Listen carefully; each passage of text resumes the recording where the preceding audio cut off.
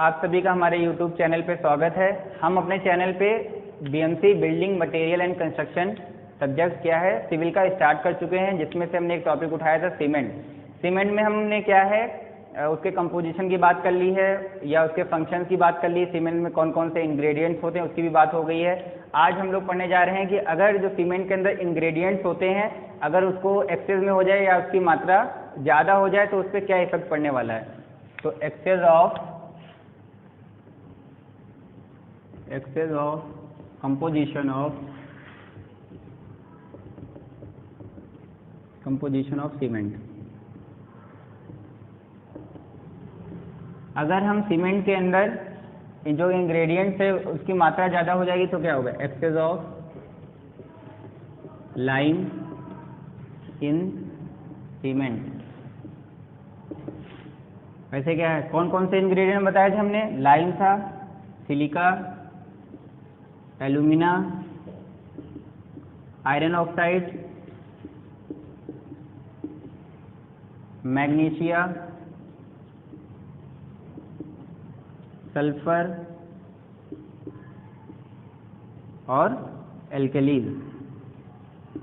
अगर ये सब चीज़ें एक्सेस में हो रही सीमेंट के अंदर तो क्या क्या चीज़ें होने वाली है, मतलब सीमेंट की प्रॉपर्टी में क्या क्या चीज़ें होंगी, क्या क्या सीमेंट पे इफेक्ट पड़ेगा। स्ट्रेंथ घटेगी, बढ़ेगी, इनिशियल सेटिंग टाइम का क्या होगा, साउंडनेस होगा कि अनसाउंडनेस होगा, तो ये सारी चीज़ें हम पढ़ेंगे आज। ठीक है। अगर सीमेंट के अंदर लाइम होता था तो वो क्या करता था, साउंडनेस और स्ट्रेंथ को प्रोवाइड कर रहा था। लेकिन यहाँ पे लाइम अगर ज़्यादा हमने कर दिया तो क्या, सीमेंट हमारी अनसाउंडनेस हो जाएगी। और साउंडनेस या अनसाउंडनेस दोनों के बारे में कल बताया भी था। अगर हमारी सीमेंट क्या है प्रॉपर सेट हो गई है, उसके बाद अगर उसमें एक्सपेंशन हो रहा है, मतलब expansion of cement after hardening, मतलब सीमेंट सेट हो चुकी है, हार्ड हो चुकी है, लेकिन उसके बाद उसमें एक्सपेंशन हो रहा है तो क्या है, ये अनसाउंडनेस की प्रॉपर्टी को शो करता है। अगर हमारी सीमेंट सेट होने के बाद उसमें कोई भी एक्सपेंशन नहीं हो रहा है तो क्या सीमेंट साउंडनेस की प्रॉपर्टी को शो करती है। वही अगर क्या है एक्सपेंशन हो जाए तो क्या है वो अनसाउंडनेस की प्रॉपर्टी शो करेगा। ठीक है, शो कर रही है। अगर सिलिका की मात्रा ज़्यादा हो रही है तो क्या है, स्ट्रेंथ भी बढ़ रही है, लेकिन साथ साथ क्या हो रहा है, इनिशियल सेटिंग टाइम जो है, initial setting time of cement जो है वो भी क्या है, इंक्रीज कर जाएगा। मतलब सीमेंट इजीली सेट नहीं होगी। जैसे OPC की बात करें, ऑर्डिनरी पोर्टलैंड सीमेंट, उसका इनिशियल सेटिंग टाइम क्या होता है 30 मिनट और फाइनल सेटिंग टाइम 10 आवर्स होता है, मतलब 10 घंटे होता है। वैसे क्या है, स्ट्रेंथ भी बढ़ेगी लेकिन इनिशियल सेटिंग टाइम भी बढ़ जाएगा। बल्कि इनिशियल सेटिंग टाइम ज़्यादा अगर होता है तो क्या है, हमको मान लीजिए कोई डैम बनाना है लेकिन हमको चाहिए सीमेंट जल्दी इजीली सेट हो जाए, लेकिन इसमें क्या है सिलिका की मान लो मात्रा बहुत ज़्यादा है किसी सीमेंट के अंदर तो क्या है इजीली सीमेंट सेट नहीं होगी। फिर क्या है, अगर एल्यूमिना की ज़्यादा मात्रा हो गई तो क्या है, स्ट्रेंथ को क्या है रिड्यूस कर देगी तुरंत। देखो सब सारे जो इंग्रेडिएंट है सबका अपना अपना अलग अलग फीचर्स है, मतलब अपनी अपनी अलग अलग क्वालिटी है। अगर एल्यूमिना ज़्यादा कर दे रहे हैं तो तुरंत सीमेंट की स्ट्रेंथ क्या है घट जा रही है, लेकिन सिलिका है तो स्ट्रेंथ बढ़ रही है। तो ये कंपोजिशन में हम लोग को ध्यान रखना पड़ता है हमको कितनी मात्रा में, और कंपोजिशन या इंग्रेडिएंट जो कितनी मात्रा में रहने वाले वो हम कल प्रीवियस वीडियो में पढ़ा चुके हैं, बता भी चुके हैं, आप लोग उसको जाके देख लीजिएगा। ठीक है। तो आयरन ऑक्साइड का मेन काम हमने सीमेंट के अंदर क्या बताया था, कलर प्रोवाइड करना है। लेकिन क्या है हम एक्सेस में कर देने से क्या है डार्क कलर दे देगी तुरंत। बहुत सारी आपने सीमेंट देखा होगा कि बहुत डार्क कलर में, मतलब बहुत ब्लैक कलर की रहती हैं, तो ये आयरन ऑक्साइड डिसाइड करता है सीमेंट का कलर। अगर ज़्यादा कर देंगे तो डार्क कलर दे देगा। मैग्नीशिया की अगर मात्रा ज़्यादा हुई तो क्या है, ये भी अनसाउंडनेस को शो करेगा, मतलब expansion of cement after hardening, unsoundness. ठीक है, ये भी अनसाउंडनेस देगा। अनसाउंडनेस होता है कि वो आपको हमने बता दिया है। ये क्या है, इनके कंपोजिशन को बहुत ध्यान में रखना पड़ता है कि हमको कितना मिलाना है। आयरन ऑक्साइड की हमने मात्रा बताई थी 0.5 से क्या है 4% बताई थी। इसकी बताई थी, एल्यूमिना की बताई थी 0.5 to 6%। इसको बताया था 17 to 25%। इसको बताया था 60 to 67%।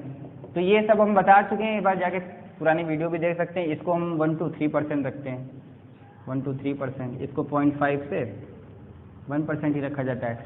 ये क्या है एफ्लोरेसेंस, ये क्या है, वाइट पैचेस देगा सीमेंट के अंदर। अगर हम ज़्यादा मात्रा करेंगे तो क्या है, वाइट पैचेस आएंगे। तो ये प्रॉपर्टी थी सीमेंट की। अगर हम सीमेंट के अंदर क्या कर रहे हैं, उसकी मात्रा को, जो इंग्रेडिएंट्स, जो भी ये सारे इंग्रेडिएंट है हमारे, ये जो इंग्रेडिएंट है, अगर इनकी मात्रा क्या है सीमेंट के अंदर ज़्यादा हो रही है सीमेंट के अंदर, तो फिर ये चीज़ें होने वाली हैं सीमेंट के साथ। मतलब अनसाउंडनेस को शो करेगा, मतलब सीमेंट सेट होगी, इसका एक्सपेंशन हो जाएगा या स्ट्रेंथ तो बढ़ेगी, इनिशियल सेटिंग टाइम कहीं कम हो जाएगा, बढ़ जाएगा, स्ट्रेंथ भी घटेगी। अगर एल्यूमिना ज़्यादा कर देंगे, आयरन ऑक्साइड कर देंगे तो डार्क कलर आ जाएगा। तो ये सारी चीज़ें हो जाएंगी। अब हम लोग आगे पढ़ते हैं। देखो कल हमने क्या है, बॉगिस कंपाउंड भी आपको पढ़ा दिए थे कि बॉगिस कंपाउंड कौन कौन से थे। जब हम सीमेंट के अंदर क्या कर रहे थे, वाटर को ऐड ऑन कर रहे थे, तो क्या बॉगिस कंपाउंड्स बन रहे थे। वो बॉगिस कंपाउंड कौन कौन से थे, पहला था,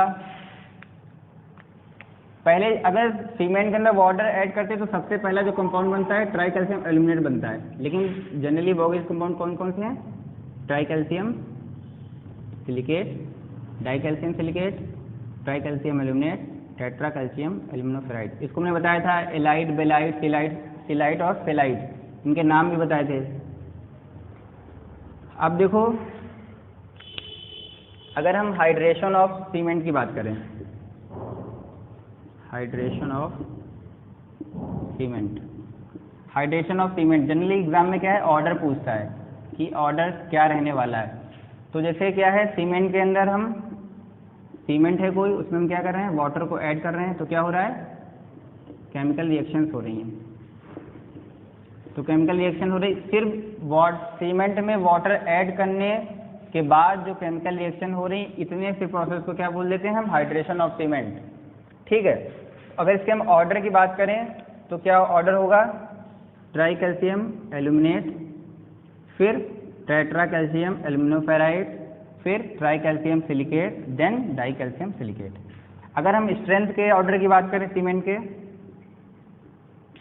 जो बॉगिस कंपाउंड बनते हैं, इसके बाद जो इनके जो इंग्रेडिएंट्स हैं, तो क्या है, इनके ऑर्डर की बात करें तो सबसे ज़्यादा केस का होता है ट्राई कैल्शियम सिलिकेट का, then di calcium silicate, now third one is tri calcium aluminate, और now the last one is tetra calcium एल्यूमिनोफेराइड।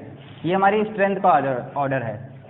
अगर हम ऑर्डर बात करें rate of heat of hydration, मतलब हीट ऑफ हाइड्रेशन किसका ज़्यादा है, किस कंपाउंड को, बॉगिस कंपाउंड में कौन कौन से, 4 कंपाउंड बन रहे हैं, उसमें पहले किसका होगा, ट्राई कैल्शियम एल्यूमिनेट का, देन ट्राई कैल्शियम सिलिकेट का, देन क्या है, di calcium silicate, now the last is tetra calcium aluminoferrite. ये क्या है, rate of heat of hydration, मतलब जो केमिकल रिएक्शन सीमेंट के अंदर हो रही है, उससे क्या है, हीट रिलीज होती है। और हीट रिलीज को क्या, वो जो सीमेंट के अंदर जो रिएक्शन होती है, जो हीट रिलीज होती है, वो कौन टाइप की रिएक्शन होती है, वो एक्सोथर्मिक होती है। एक्सोथर्मिक रिएक्शन होती है इसमें। सीमेंट के अंदर कौन सी रिएक्शन होती है, एक्सोथर्मिक रिएक्शन, मतलब उसमें क्या हो रहा है, हीट रिलीज हो रही है। तो ये यहाँ तो हो गया। अब हम लोग आगे पढ़ेंगे। ये हम लोग ऑर्डर, देखिए आप लोग डायरेक्ट एग्जाम में पूछेगा, कुछ नहीं है, सीधे ऑर्डर लिख देगा, हो सकता है ये इधर कर दे, ये जो करेक्ट मतलब जो ऑर्डर है ये है, और इनको क्या है, इनके प्लेसेस को चेंज कर देगा और आपसे 2 मार्क्स में सीधे क्वेश्चन पूछ लेगा। जनरली जेईई के एग्जाम में डायरेक्ट ऑर्डर पूछता है, चाहे वो स्ट्रेंथ का ऑर्डर हो या हाइड्रेशन ऑफ सीमेंट हो या rate of heat of hydration हो। ठीक है, तो इसको आप लोग देख लीजिएगा, नोट्स बनाना तो नोट्स बना लीजिएगा वीडियो पॉज करके। अब हम लोग पढ़ेंगे, देखो ये सारी चीज़ें हो गई हैं। अब उसके बाद हम लोग वाटर सीमेंट रेशियो की बात करेंगे। वाटर सीमेंट रेशियो में जैसे अगर हम बात करें कि जैसे हमने कल आप लोगों को पढ़ाया था कि 1 बैग सीमेंट के लिए क्या है, 1 बैग सीमेंट के लिए कितने लीटर वाटर की रिक्वायरमेंट पड़ रही थी, 35 लीटर। ठीक है, तो केमिकल रिएक्शन के लिए कितने लीटर, मतलब कितना वाटर रिक्वायरमेंट है, तो फॉर केमिकल रिएक्शन कितना होता है, 28% बाई वेट। ठीक है, फॉर जेल पोर्स, सीमेंट के अंदर जेल पोर्स होते हैं। ठीक है, जो जेल पोर्स होते हैं इनके लिए कितना पड़ता है, 15%। अब इसको ऐड कर दीजिए, इसको ऐड करने पे कितना आएगा,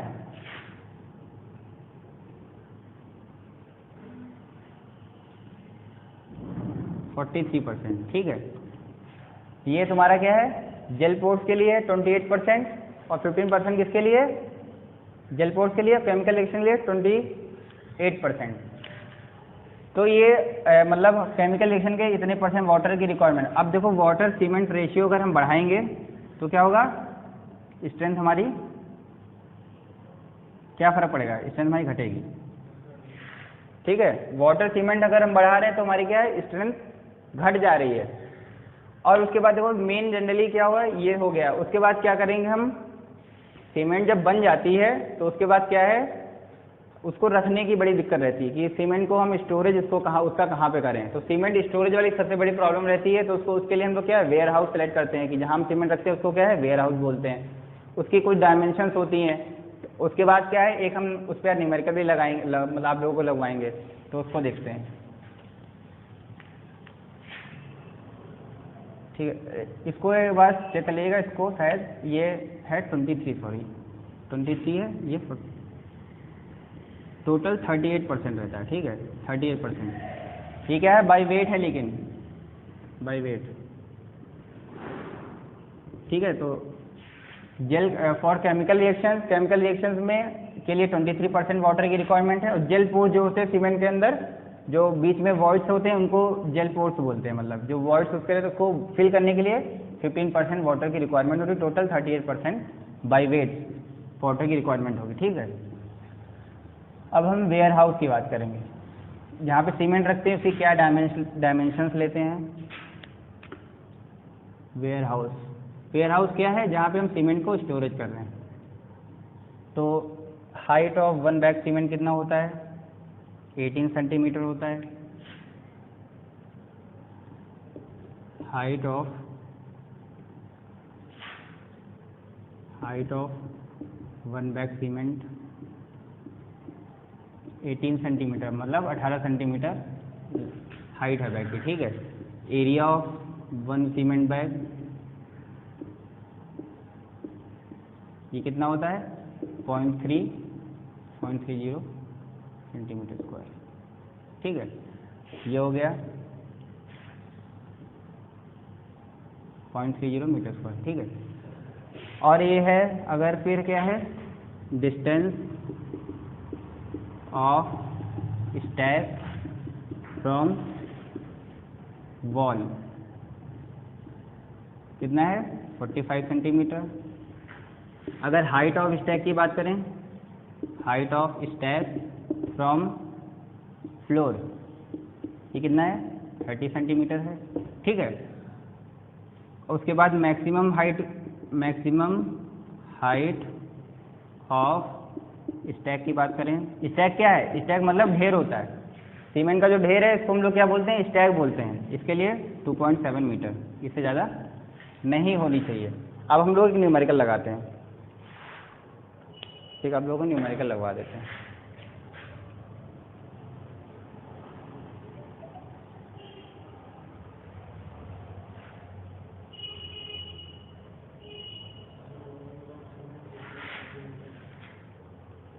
ठीक है, पर वन बैग सीमेंट का हमने आपको जो है वो एरिया कितना बताया है, 0.30, एकदम सही है।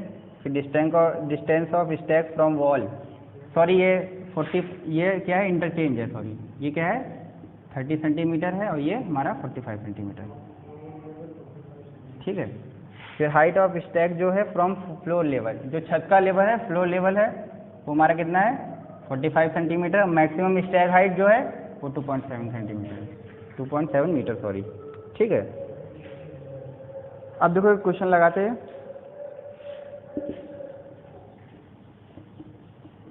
एक क्वेश्चन लगाते हैं, उससे आपको ज़्यादा चीज़ें क्लियर हो जाएंगी। एक क्वेश्चन है, लिख रहे हैं, if the effective plan area of A warehouse is 54 meter square and maximum height of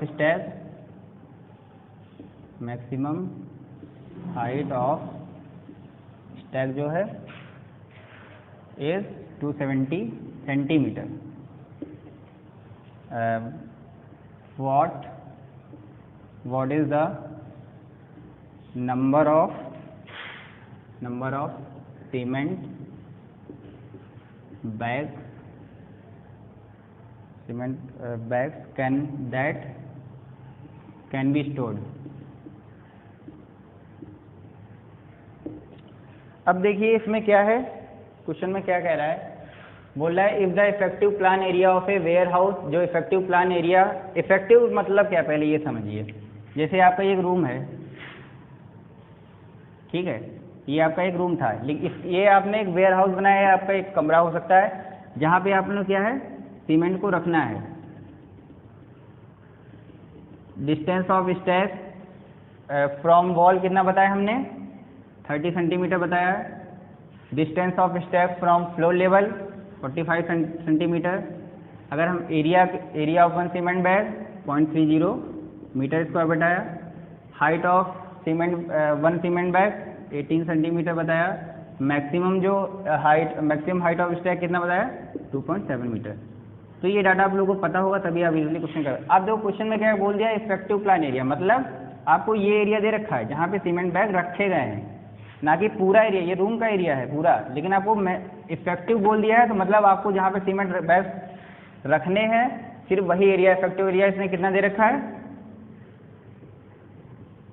solution में अगर गिवन में बात करें तो क्या है, एरिया कितना दे रखा है 54 metre square, maximum height of stack 270 centimetre, ठीक है। तो ये क्या दे रखा है इसने, हाइट दे रखा है 270 सेंटीमीटर। पहले हम निकाल लेते हैं, वॉल्यूम निकालेंगे, ठीक है, क्योंकि हमको क्या है, वॉल्यूम निकालना है कि नंबर ऑफ बैग्स इस वेयर हाउस में कितने आने वाले हैं। तो वॉल्यूम क्या होता है, एरिया इंटू डिस्टेंस, ये होता है ना। एरिया हमको दे रखा है 54 सेंटीमीटर, हाइट बोल दें या इसको डिस्टेंस बोलो या हाइट बोलो, ठीक है।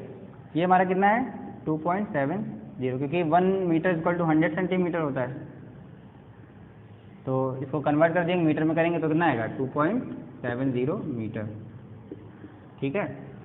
तो ये हो गया, इसका एरिया अगर निकालें 54 इंटू 2.70 145.8, ये कितना है मीटर क्यूब, वॉल्यूम है ना। अब हम क्या करेंगे, वॉल्यूम ऑफ 1 बैग सीमेंट, एक का निकाल लेते हैं, क्या है एरिया है इंटू क्या है हाइट है।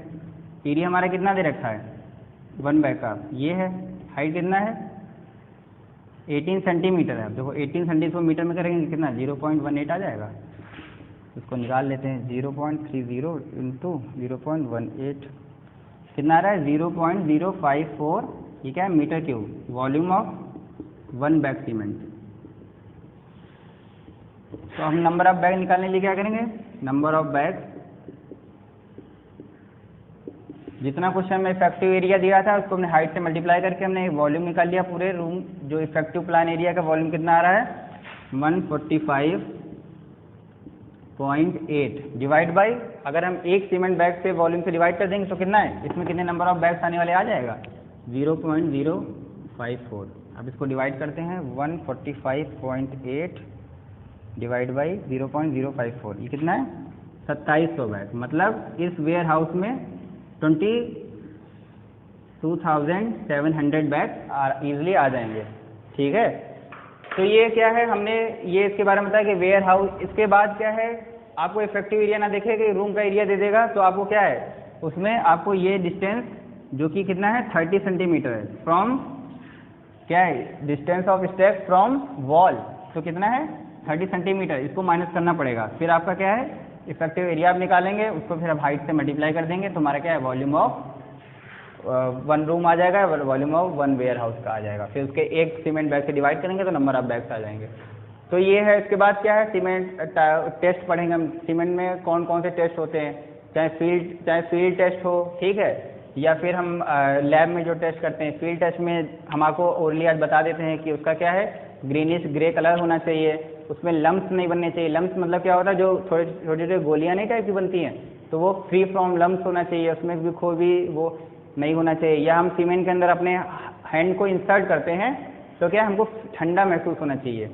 और क्या है, अगर उसके बाद जो सीमेंट के अंदर वाटर सीमेंट रेशियो वाला भी है, और अगर हम लैब टेस्ट की बात करें तो कंसिस्टेंसी टेस्ट है, या फिर साउंडनेस टेस्ट है, initial setting time, final setting time, या फिर ये सारे टेस्ट हैं, हम अपने आगे वीडियोस में कवर करेंगे। तब तक के लिए आपने आज जो हमने पढ़ाया है इसको आप अपने नोट्स फॉर्म कर लीजिएगा, और वीडियो अगर अच्छा लगा हो तो लाइक करिएगा, सब्सक्राइब करिएगा। और भी अगर आगे भी कोई टॉपिक पढ़ना हो सीमेंट, जैसे हम लोग बीएमसी स्टार्ट कर चुके हैं, इसके अलावा कोई दूसरा सब्जेक्ट भी आप लोगों को पढ़ना हो तो उसको भी आप कमेंट सेक्शन में कमेंट करके बता सकते हैं। तब तक के लिए आप सभी का बहुत बहुत धन्यवाद।